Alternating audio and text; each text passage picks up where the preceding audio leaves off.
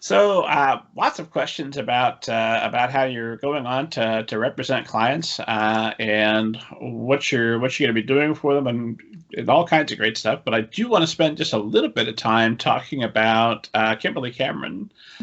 So, I'm sorry, it's Kimberly Cameron and Associates. Is that right? Yes. So, why, of all the wonderful literary agents out there that the esteemed audience could choose from, aside from the fact that Mary C. Moore is there, what makes Kimberly Cameron and Associates a great agency to be represented by? Sure. And this is actually kind of leads to a broader question of the difference between kind of the big New York agencies, although they're not necessarily all located in New York anymore. The sort of a bigger agency and what is considered a mid-sized agency, and then there's a boutique agency, and Kimberly Cameron and Associates would at this point be considered mid-sized because we have more than three agents. And but there's not a lot of difference between boutique agencies and mid-sized agencies. So normally, in the case of the bigger agencies, what you have is you have in-house foreign rights agents, you have in-house contracts department, you have an in-house film to book to film agents, and so you kind of have all that support in-house. And with the smaller agencies, we usually have sub-agents, so agents who we've worked closely with in the past who, only work in sub-rights, or we have a relationship with a different book-to-film agents in Hollywood. And so, that's one difference between the two. And then another difference would be kind of the amount of attention you're going to get.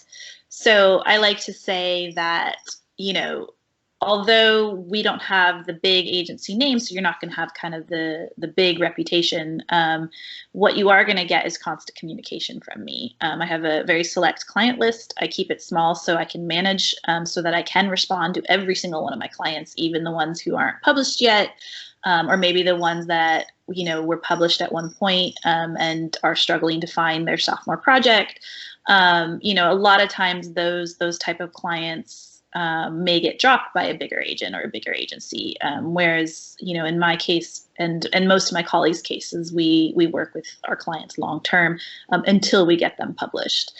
And also it's important to kind of recognize what you as an author are looking for. So, if you really kind of want that big splashy debut that everybody's talking about, that's going to go to auction at 6 different imprints, which can be awesome and exciting, and I, trust me, would love to have something like that happen for one of my clients.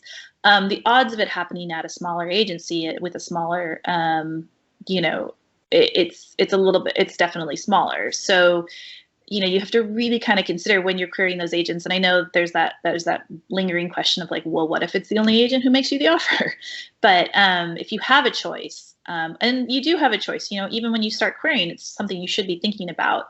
That would be, to take into consideration. So you might get that big splashy deal from the bigger agent, or, you might have a closer, constant communication relationship with someone at a smaller agency who will, work really hard to make sure that you feel supported through your journey. So there's a lot of contrast to that, but I would say that would be the biggest draw for most of my clients, is that they know that they can reach out to me and I will get back to them within 24 hours. So.